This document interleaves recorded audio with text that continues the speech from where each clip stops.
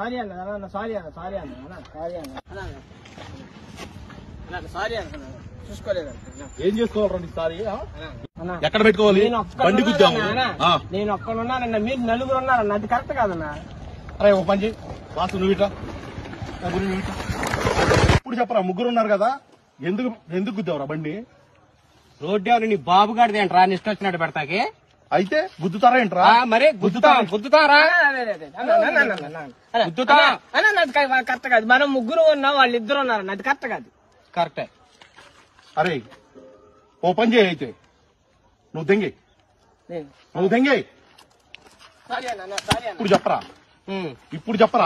ఇప్పుడు చెప్పరా. రోడ్డు మీద పెడితే